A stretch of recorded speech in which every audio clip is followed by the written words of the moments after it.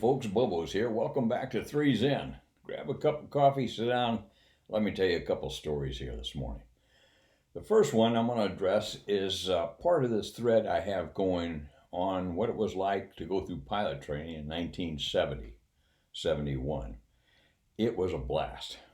Matter of fact, the heat was a furnace down in San Antonio, so couldn't help but be a blast at times. Anyway, I diverge. So mid-July in 1970 found us in contact. Almost all of us were flying contact sorties.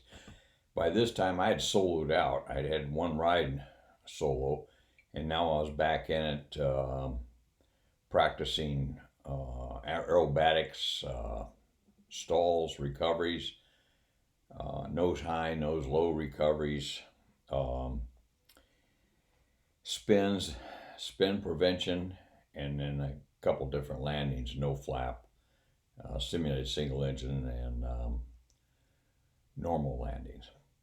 Also introduced about this time was the procedures trainer, our link trainers. Now, before we just kind of got acclimated to switchology, but now we were starting to get into developing a cross check.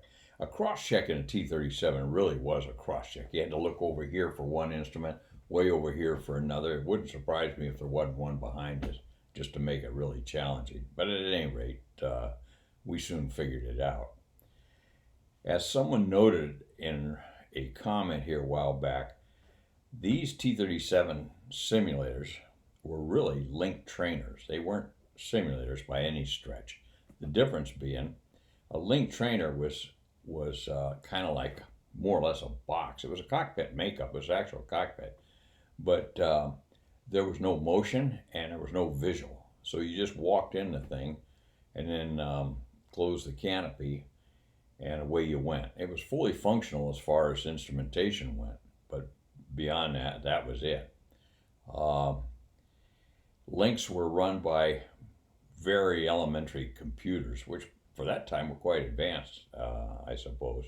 And what cracked me up was, yeah, I'm sitting there trying to learn procedures, but as much as learning procedures, when I look back on it, I was listening to the relays, because when the instructor pilot or the instructor, we had a lot of enlisted instructors at those times, and those guys were great, by the way. I want to take a moment and give a shout out to them. I can still remember the help they gave me. So I do want to recognize them. They're great guys. So anyway, when the instructor was putting in a problem or an event you were going to fly, you could listen to the relays back there going click, click, click, click, click, click, click, click, click, as the whole thing got set up. So I tried to pick up the rhythm of the relays to give me a hint what was coming. So that's kind of what we were doing 54 years ago. And also at this time, we had another academic test, flight instruments for the T-37. So it kind of all just dovetailed all together right there. That's about all I can think of to tell you about these early link trainers. They're not quite like the one I depicted on the image here, but not far from it.